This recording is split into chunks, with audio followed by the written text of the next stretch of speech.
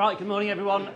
We're a couple of minutes late getting started, so we'll crack on because there's lots to get through, and I know you're all desperate to get back to work. So welcome to what must be the autumn Kuits HR breakfast. My name is Kevin McKenna. I'm the one in the middle there of the advert for glasses that we've got. So these are the speakers. Lauren will be leading off, and then Claire and I will be talking about the HR Hotspot, which is about worker protection on harassment. Lauren will be talking to us about equal pay, and there's some very exciting, I can't even say it seriously, can I? There's some exciting things happening in equal pay, and we'll leave questions if we can to the end. If you're really, really desperate and you want to ask questions during the bit that Claire and I do around harassment, then maybe do then if you want, but in order for us to try and get through the content, then I'd certainly leave equal pay questions until the end. There are other ways of being in touch with us after the event. We'll be hanging around as well afterwards, not least of all because we work here. And so we'll crack on then, and I'll hand you over to Lauren. Thanks, Kevin. Morning, everybody. So like I said, I'm going to talk a bit about equal pay. Equal pay claims have been in the news a lot over the last 10 years, with a lot of large-scale equal pay claims being brought against 6 of the major retailers. These claims all centre around store workers who are predominantly female being paid less than warehouse workers who are predominantly male. These claims represent over 112,000 employees in total across the 6 claims, so it's a lot of people who are involved, and they're very complicated. They can take 10 years to get to final hearing. Most of them have been going on for 10 years and are still ongoing now. They require multiple preliminary hearings to deal with certain issues along the way, and they're very, very complex. So you might have seen in the news at the beginning of this month that the next case that against the retailer Next has reached its conclusion. That's been going on for 6 years. And in that case, the tribunal decided that the sales consultants in the retail stores were being unfairly paid less than the men in the warehouse. So that claim was brought by 3,500 current and former employees. And it's estimated that the total amount that's going to be payable by Next is going to be in excess of £30 million. So a lot of money. The impact of this decision is going to be far wider than Next and the retail sector. It's expected that there's going to be an influx of cases in relation to equal pay following this judgment, especially because it's been so mainstream. You will have seen it probably on BBC News. It's going to trigger in employees' minds. Am I being paid fairly? Is that something I should be thinking about? Even if they don't genuinely have an equal pay claim, it doesn't mean that they're not going to start thinking about it and think, should I be questioning it and should I be bringing a claim? So I'm going to talk you briefly through the law on equal pay. Sorry, that bit is a bit boring. The facts of the next case, and then at the end I'll talk through what you should be thinking about as an employer to deal with equal pay issues. So the law. So the default position under the Equality Act is that men and women should be paid the same for equal work. That's achieved by what's called implying a sex equality clause into the contract. Basically how that works is they take the woman's contract and they imply into that the more favourable terms that are in the man's contract into hers. So if she's being paid less and her contract says she's being paid less, they imply the higher hourly rate from the man's contract into hers. Now, it's all about whether what the male and female jobs do is considered equal work. Equal work is split into 3 categories under the Equality Act. So the first one is like work. That's the most obvious one that people think of in their minds. It's where the job and skills are the same or similar. If there are any differences, then it's not of practical importance in relation to the terms of their work. So basically, you've got a man and a woman doing the same job. The woman's being paid less. You then have what's called work rated as equivalent. These claims are where the employer has done what's called a job evaluation scheme, and 2 jobs have been rated as equivalent under that scheme, so they should be being paid the same. So if the woman is then being paid less than the man for doing 2 jobs that have been rated as equivalent, she may have an equal pay claim. There's no obligation for an employer to do a job evaluation scheme. They're something that are really popular in the public sector, but we are starting to see them more in the private sector. Then the final one is work of equal value.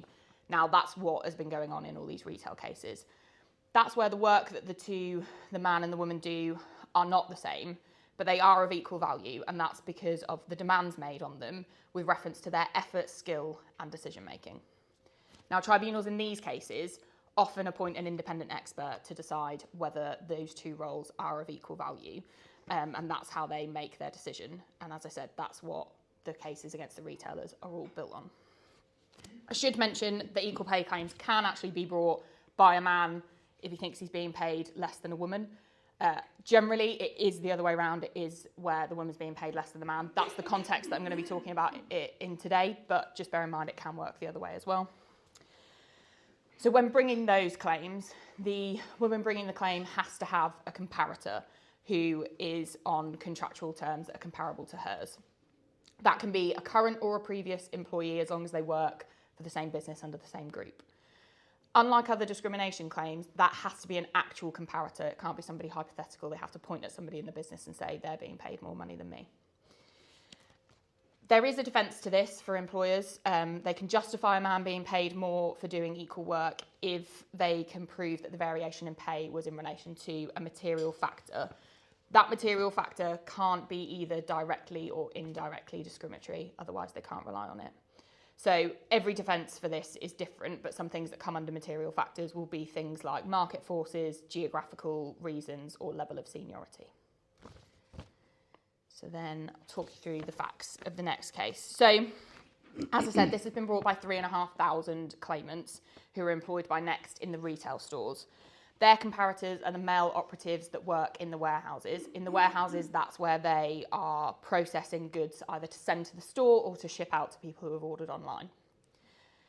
Over the relevant period of this case, just so you get an idea of the numbers we're talking here, an average of 77.5% of retail consultants were women and 22.5% were men. And then in the warehouse, there was an average of 47.22% were women and 52.78% were male. You see that there's not actually that big of a difference in the warehouse there, but that does become relevant to the case, and I'll explain that when we get there. So, first bit that the tribunal had to decide was this point around whether the work that the retail consultants do and the warehouse operative do is considered equal work. There are a number of separate hearings on this. These were decided in 2022 and 2023, so a few years ago now. The tribunal in this case did decide that the work was of equal value, and in order to do that, they instructed 3 independent experts to investigate the roles and the work being carried out and produce a report with their recommendation as to whether or not the work was equal value. So the report in this case was 135 pages long, and it focused on comparing the roles of 3 retail consultants against 3 warehouse operatives. So they didn't take every single person's job description. They focused on 3. From each side and did their report on that. We would be here all day if I went through a 135-page report with you all, so I'm not going to do that. But essentially what it does is score the women and the men in their roles against a list of factors that form part of what they do. So, for example, things like planning and organising, responsibility for health and safety, mental demands, physical skills, etc. The overall outcome of that report was that the women were scoring equally or higher than the men. And the experts decided that there was the work was of equal value in that report. You can get it on the tribunal website if you wanted to spend an afternoon reading 135 pages. So then the next job for the tribunal was to decide whether Next had a material factor defence. So Next relied on a number of factors, which I've set out here for you on the slide. So market forces and market price, recruiting and retaining sufficient warehouse labour, maintaining 24/7 work in the warehouse, including night shifts, overtime, Sundays and bank holidays, incentivising high productivity both generally and during busy periods, incentivising high and consistent attendance in the warehouse, particularly during busy periods, and then finally business viability, resilience and performance of the Next group and subsidiaries.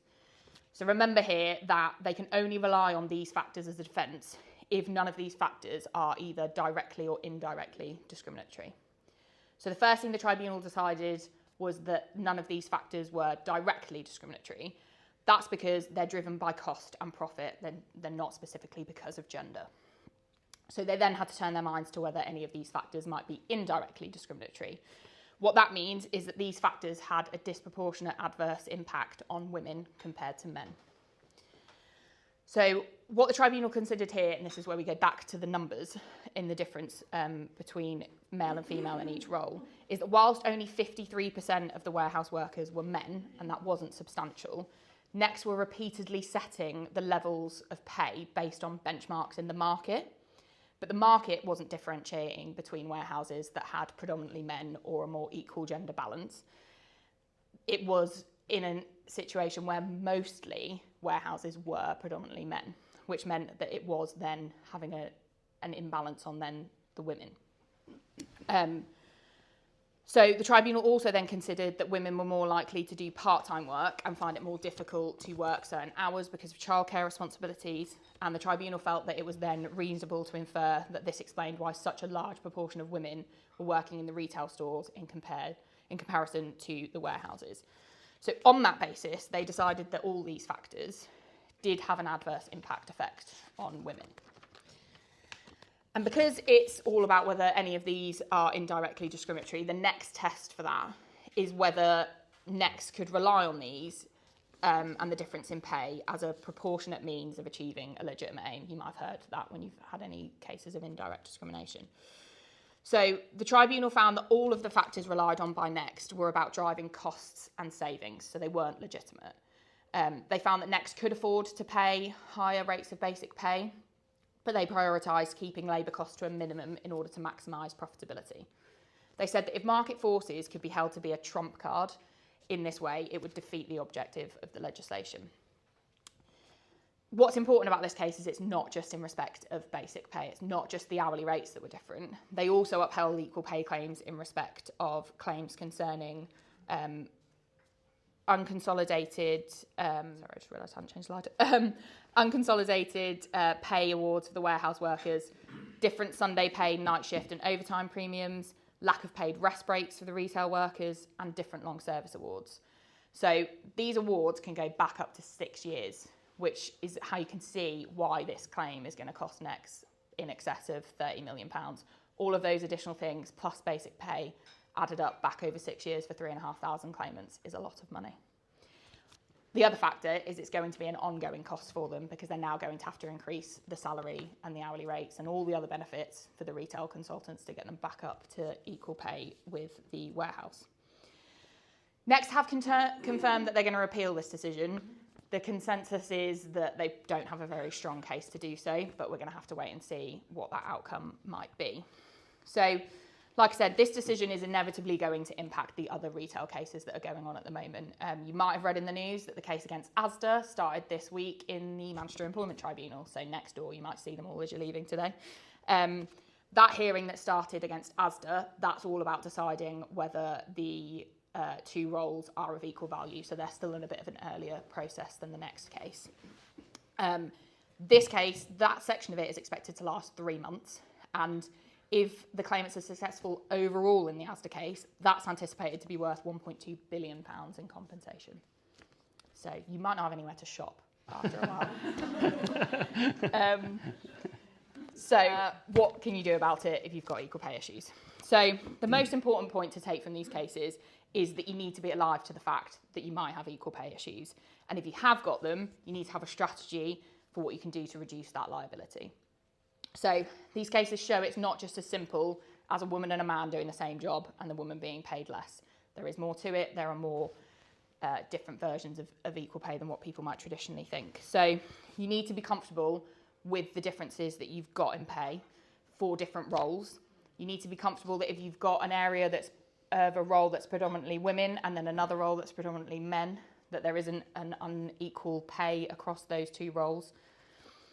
You might consider carrying out a job evaluation scheme. So that will help group roles into salary bands and ensure that all roles that are rated as equivalent are paid the same. That comes with its risks. One being, doesn't mean you're going to do it right. You might still rate those roles incorrectly, and it might be that a tribunal would still find that there was an equal pay issue. The bigger risk is more that you're essentially creating evidence for a claimant if you find that there is an equal pay issue, because you're handing it to them on a plate that there's unequal pay and you're telling them that you've been paying them incorrectly all this time. So it's a decision for the business whether you think that that's something that's right for you based on what you do know about the roles that you have.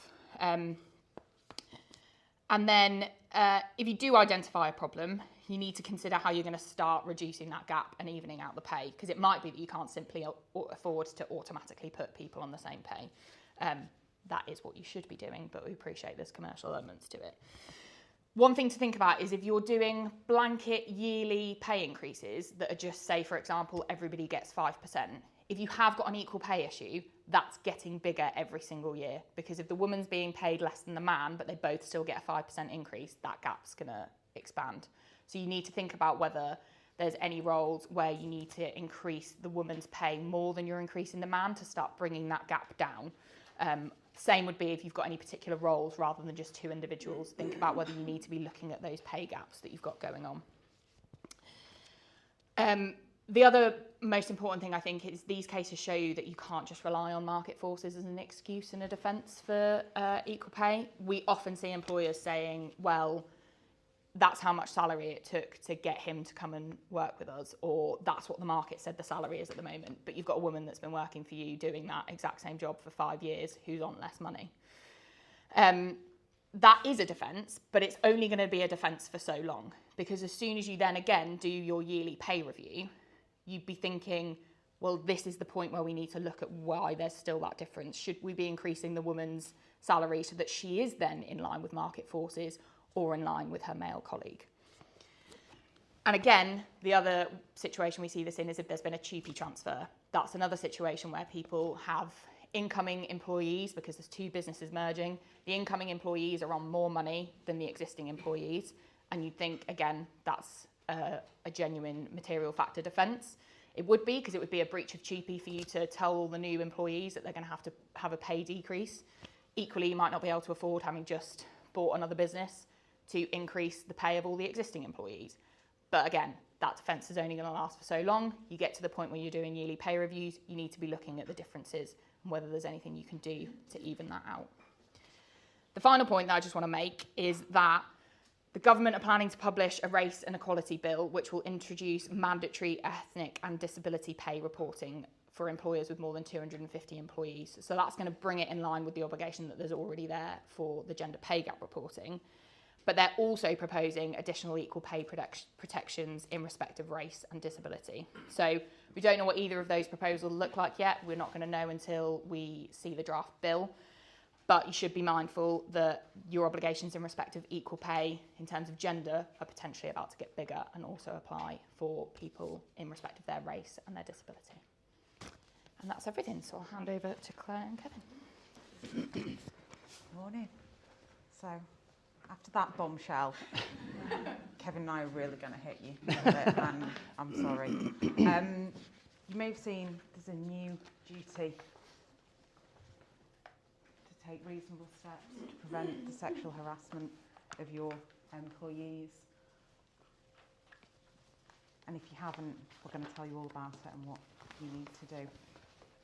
So, I'm just going to start with a bit of an overview on what the legislation is, and before that, to give you a little bit of the context and the background, because I always think that's really helpful, because it sort of tells you a bit about what's the government thinking, what do they perceive the issues to be, helps you to form your view on how you're going to comply.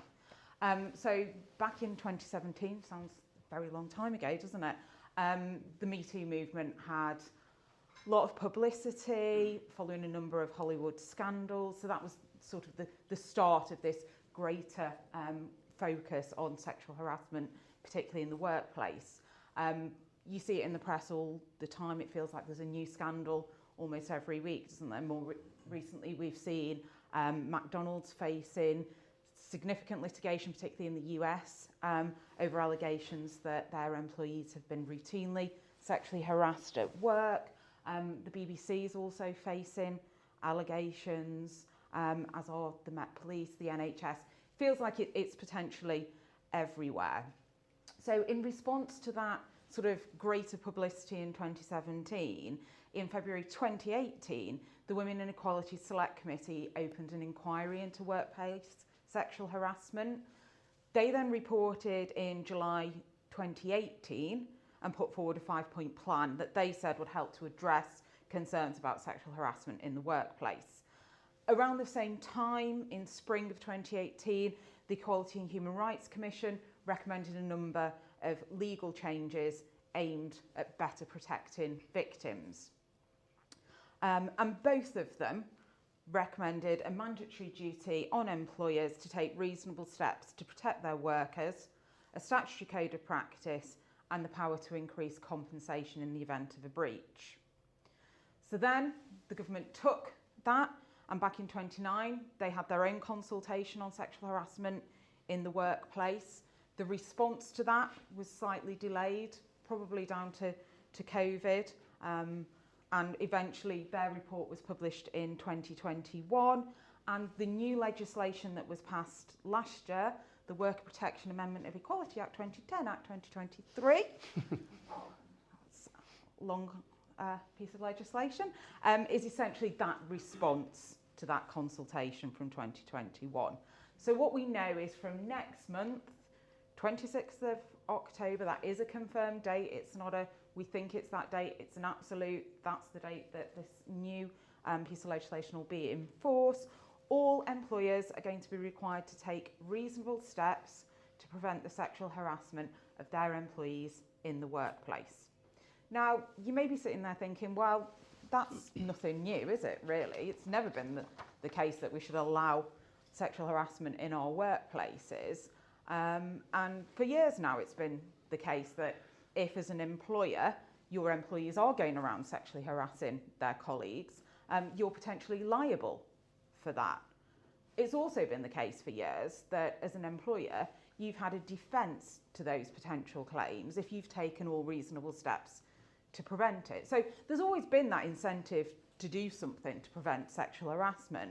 But nevertheless, this new obligation does represent a change, because rather than giving you a defence in the event of a claim, what you now have is a mandatory and positive obligation to take reasonable steps to prevent it from happening. And that's what the change is all about. It's about prevention or taking action rather than reacting to it and having a defence in the event of a claim. Okay?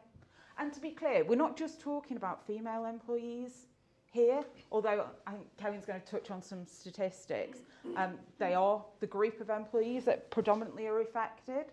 It applies to everyone. This is all employees that the duty is going to apply to. And to accompany that, the Equality and Human Rights Commission are updating their technical guidance on sexual harassment, and the consultation on what that would look like closed over the summer. It's not yet been published. Hopefully, given we're only just over a month away from the new duty, it's going to be out soon. And they're also going to update their code of conduct as well to reflect the new duty. Clearly, the reasonable steps are going to be critical, and we're going to spend some time looking at what that might entail. But before then, I thought it's probably useful to look at what is sexual harassment. So we've got the Equality Act definition there. There are two elements to it. You've got to have unwanted conduct of a sexual nature, and if you get over that hurdle, then it has to have the purpose or effect of either violating the person's dignity or creating an intimidating, hostile, degrading, humiliating or otherwise offensive environment for them. And Kevin's going to talk you through what that actually means.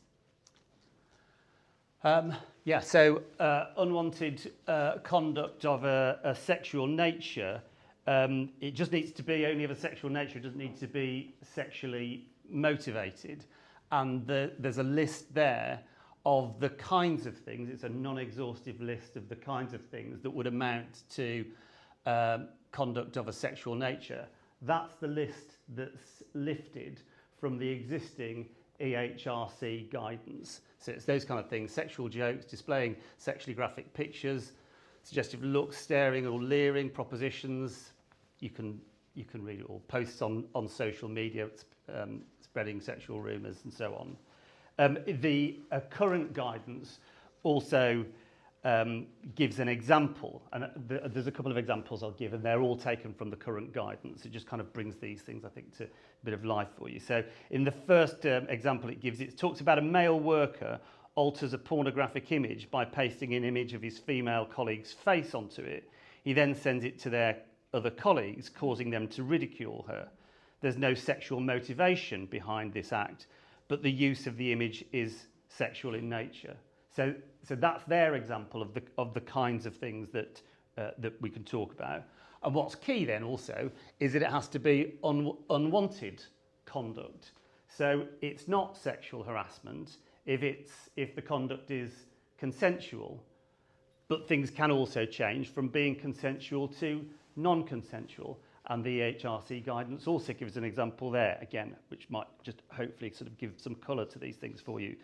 It says a female worker has a brief sexual relationship with her supervisor. The worker tells her supervisor that she thinks it was a mistake and doesn't want the relationship to continue.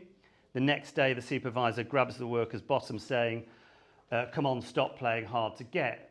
They say, although the original sexual relationship was consensual, the supervisor's conduct after the relationship is ended is unwanted conduct of a sexual nature.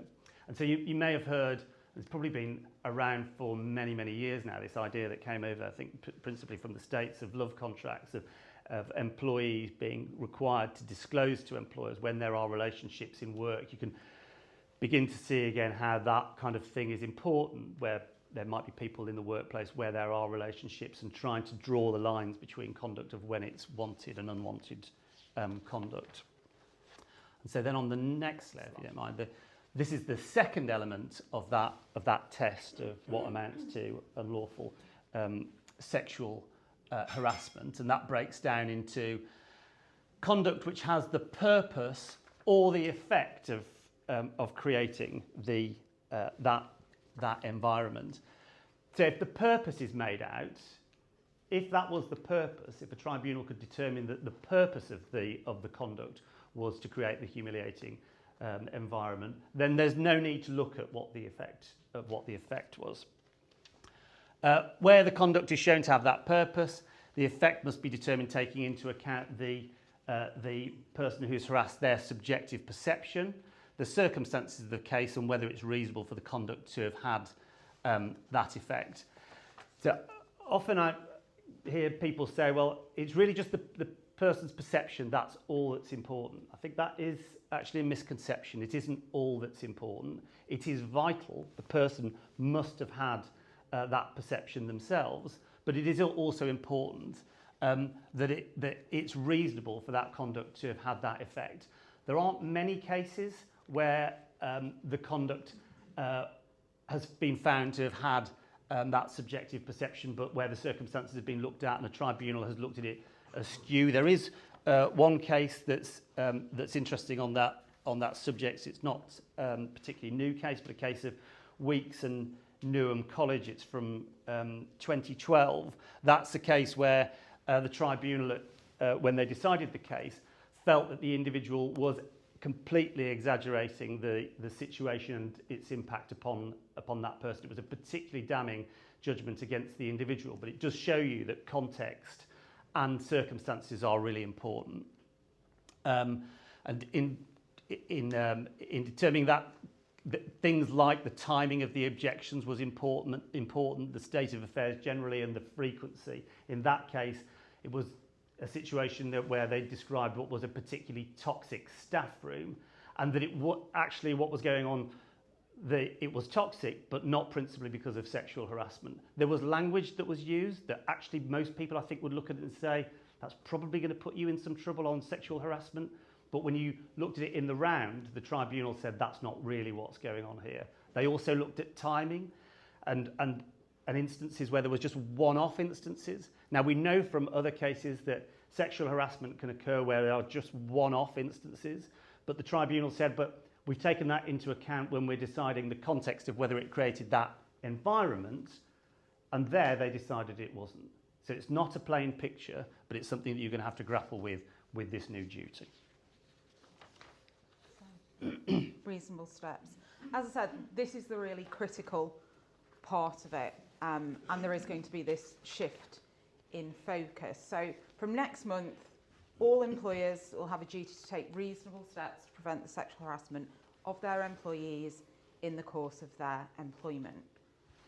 Now, the legislation doesn't tell you what those reasonable steps are, but When we're looking at what's reasonable, the size of the employer is going to be important, the nature of the workplace, the risks in the workplace, the types of third parties that employees may come into contact with, and the likelihood of sexual harassment happening are all going to be relevant.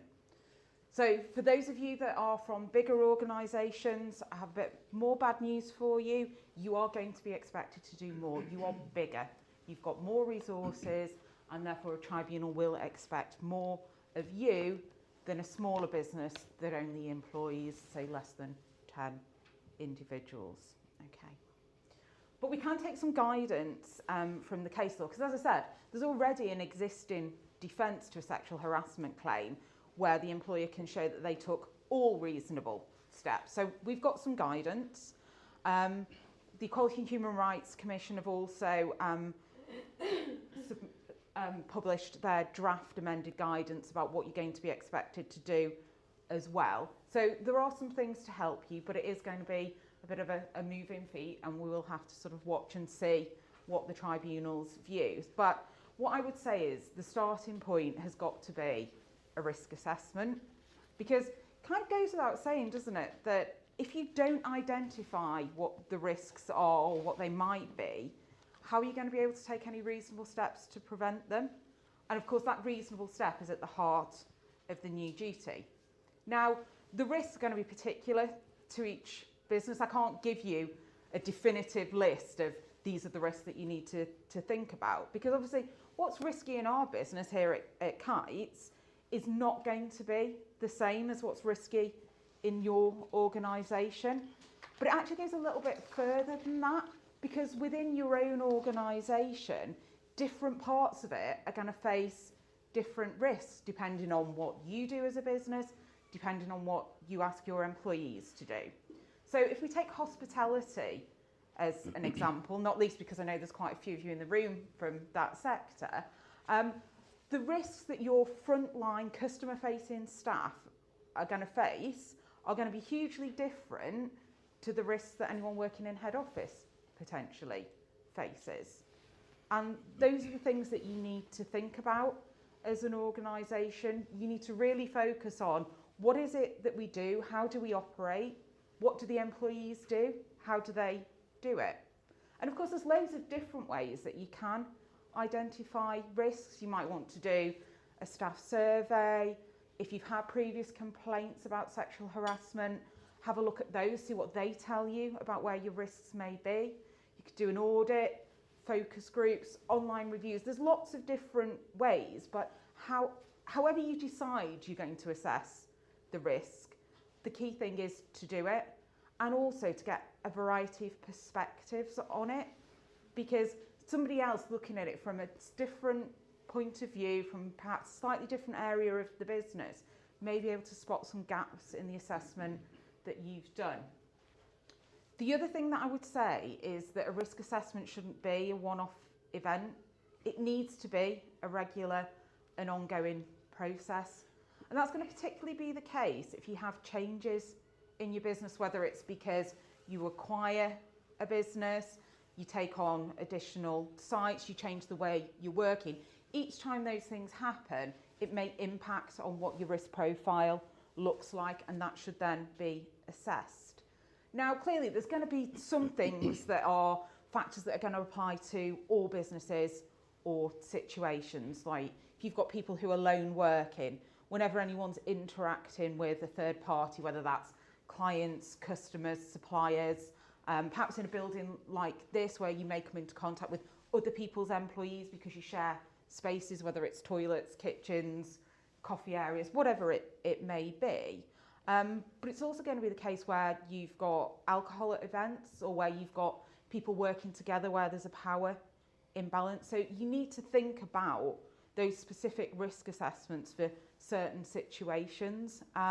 Dare I say it, I know we're in September and we perhaps don't want to think about the C word, but Christmas season's not that far away. So things like the Christmas party, you ought to be starting to think about, well, does that pose any particular risk to us, and how are we going to take those reasonable steps to prevent it?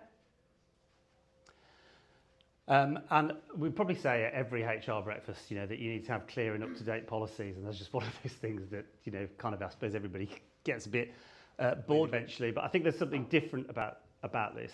Well, one is there's a change, so you need to make sure that you are updating in relation to the change. And there have already been cases that we've seen in relation to the all reasonable steps defence where employers have been slotted by employment tribunals because they just haven't had their policies reviewed and up to date. But one of the things that's going to be different about this is that other people are going to want to see this policy. Lots of your policies, they go in a handbook or it sits on your intranet or whatever it might be, and that's where it stays until there's a problem. But this is the kind of situation where businesses will interact with each other. And so people will want to know what your policies are because you're a risk to them and they're a risk to you. Also taking up the point that Claire says that this is going to be driven by the risk assessments. So it's not, if you've just gone and Googled sexual harassment policy and you've got one from a university in New Zealand on Google, it's not going to work for your business because it won't have dealt with the risks that you're going to have in your business. So when Claire's talking about what those risks might be and how those translate at Kuits, for example, we would have interactions with clients. We will have a Christmas party, and we will have business lunches, and people will go to after dinner, after work drinks. And so I know some of our clients will be in the room. And so, for example, if we're having a business dinner and it's at San Carlo, then that's one of those areas where we would be saying, well, we know San Carlo, we know that they have their policies, we know that they're here, we know that they take this seriously. We know things that actually you wouldn't think about now when you're looking at risks in relation to sexual harassment. So now if you're doing a really good job, you've got all of the policies in place. But if you look at the kinds of things that the EHRC are saying that you should be doing in order to represent that duty to prevent, there's they've done some work with the ISM, the Institute, are they, of Musicians. When I saw it on the website, I thought that can't be right. It's a toolkit for orchestras. I thought they don't mean orchestras, do they? And they do mean orchestras, because orchestras clearly have an issue or have had an issue when they were surveyed in relation to harassment. Sexual harassment accounted for 58% of discrimination reported in their survey. 88% of self-employed respondents said they did not report incidents that they experienced when working. And as part of their risk assessments, they were saying you should look at things like where people would be going for after event drinks, look at the lighting, look at whether there are secluded areas. So it's not now a question of just reminding everybody of what your policy is before they go off to the Christmas party. It's probably going to the venue. It's probably checking out what the venue is like, what's the lighting like, have they got CCTV? What are their policies? It's further than it has ever been before. That's about the duty to prevent. And then linked to that, effective and suitable training. Now, we know from the recent case law on the defence, the all reasonable steps defence, it's not enough to just do some training. It's got to be relevant to the people who are receiving it, and it has to be up to date. It can't simply be a tick box exercise where you make everybody sit down in front of a screen or in front of somebody every year and say, don't sexually harass people. That's just not going to be sufficient. It's not going to cut it anymore. And again, those risk assessments need to shape what your training looks like, and it needs to take into account the audience and the risks that they will be dealing with. So again, it's not a blanket, this is our sexual harassment training for all the workforce. It needs to distinguish between the different groups of workers that you have. So for more senior people, supervisors, managers, your leaders, that should really include an element of role modelling what the appropriate behaviours are, but also talking to them and training them about what should they do if they spot potential sexual harassment or it's reported to them. For others in the workforce, it may be a focus on, well, this is what the law says, this is what's acceptable and isn't acceptable in our business, and this is how you go about reporting any concerns, and obviously feeding in to those policies as well. And similarly to the risk assessment, training shouldn't be a one-off event. To be effective, it needs to take place regularly. And you also need to ensure that all your new recruits receive the training, rather than, you know, somebody starts, but you've got to wait to have this training until you do your next annual round, because that could be almost 12 months away, couldn't it, depending on timing. And also you need to be able to evidence, you know, we're lawyers, we love a bit of evidence, that piece of paper. Who actually went to the training? If we're challenged, can we say, on this given day, at this time, these people attended that training or not? Okay. As I said, the training should focus on the law, and it actually never ceases to amaze me when we deliver this kind of training, how just more attentive people become when they realise there's an element of personal liability to this. It's not just, I go to work, do whatever I think is right, and if I get it a bit wrong, the employer's going to pick up the tab. That's not the case with sexual harassment. There is an element of potential personal liability as well. And as I say, the training really does need to focus on what to do if you experience it, what to do if you observe it, and some clear guidance on expectations, standards, but also consequences for non-compliance as well. And include examples, but not blanket examples that are actually relevant to the people that you're delivering the training for. Bit of a shameless plug. We can absolutely deliver that training. We do it all the time for clients. We don't just train around sexual harassment, equality and diversity. We also have a programme for managers on investigations, and that could be allegations of sexual harassment or just a general conduct investigation, carry out disciplinaries and appeal hearings as well. So if that is something you're interested in, please grab one of us at the end. Yeah, it's really important. On training, leadership is really important. On some training, you know, I know some training feels a bit like just, you know, everybody goes through a sheep dip and everybody does the same thing, and I think that this is different. Leadership is important in this area, and you're gonna get judged on that. This is one of those areas where your homework is going to get marked in employment tribunals. So training is important. Then procedures for reporting complaints and concerns. If you ask people in your organisations if they had been either they'd been the victim of sexual harassment or they'd witnessed it, do they know who they would report that to? You know, it'd be illuminating to know the answer to that in many organisations.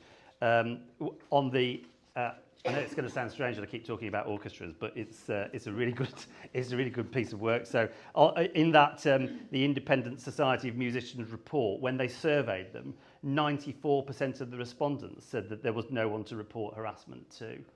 So that's your starting point.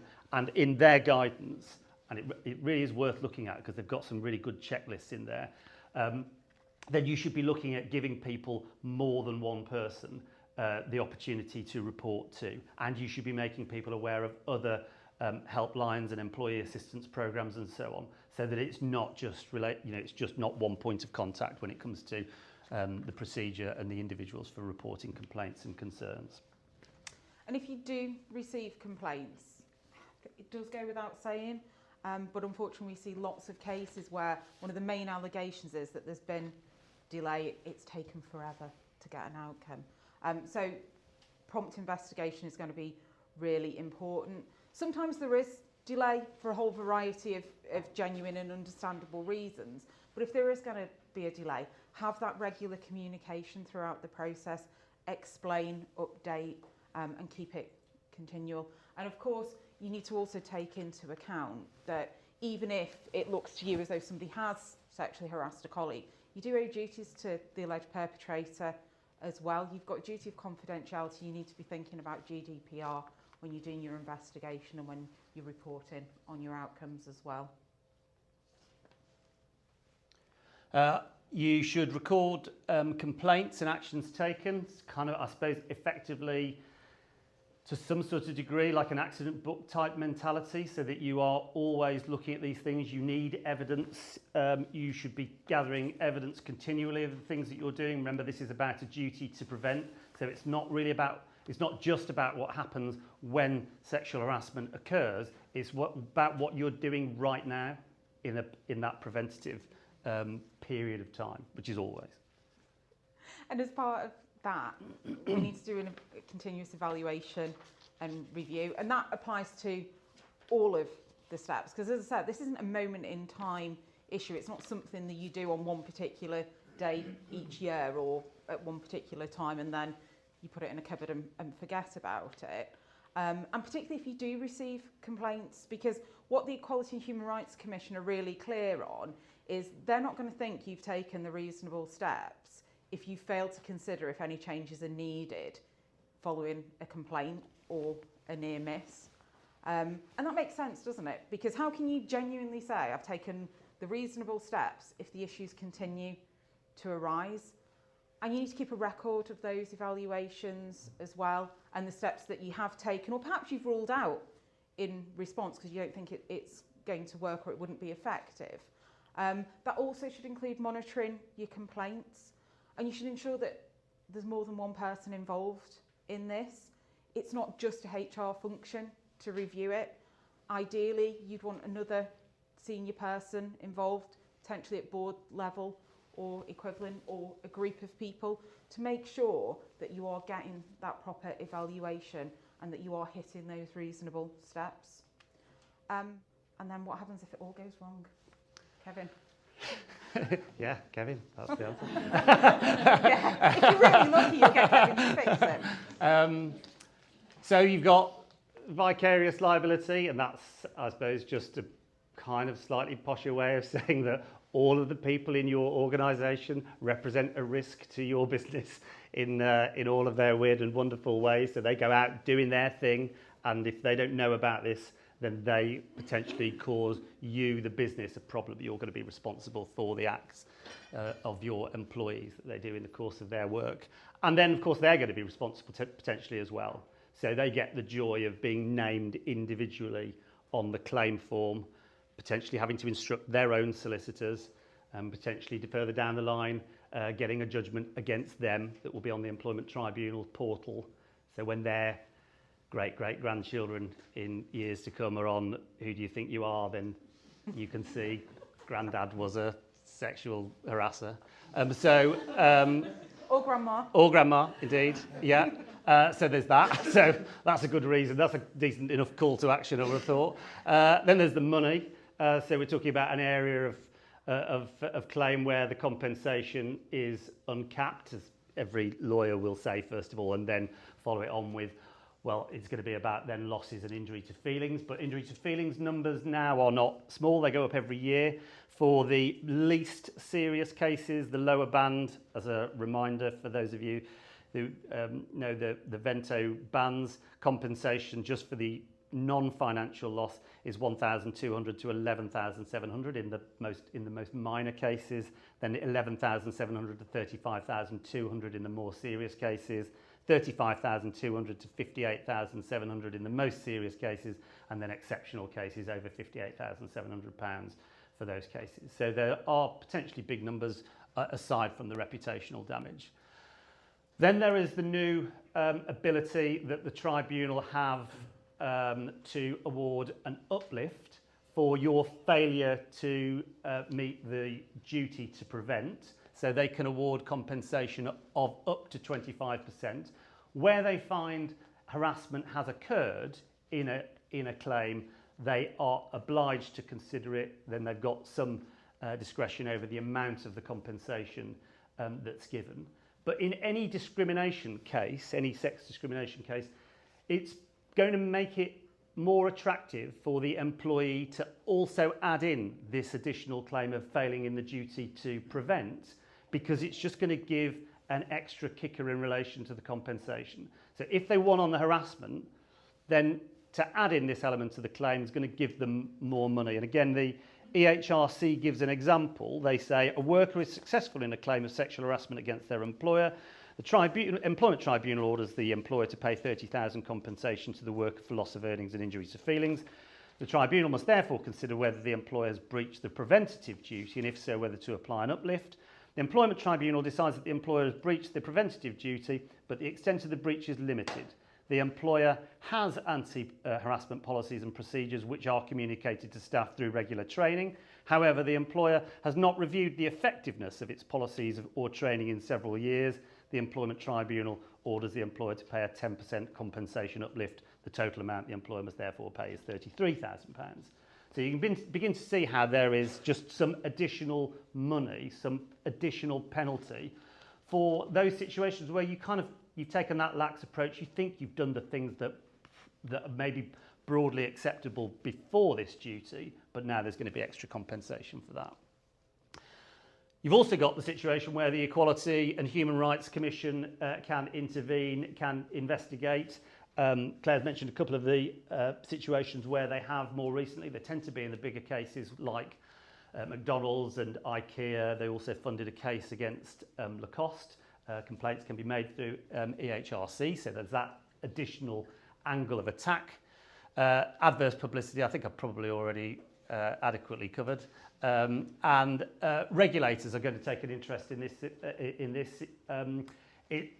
In many regulated industries, it's probably already woven into the fabric of the expectations that you have. Does that make regulated industries any better, any more prepared?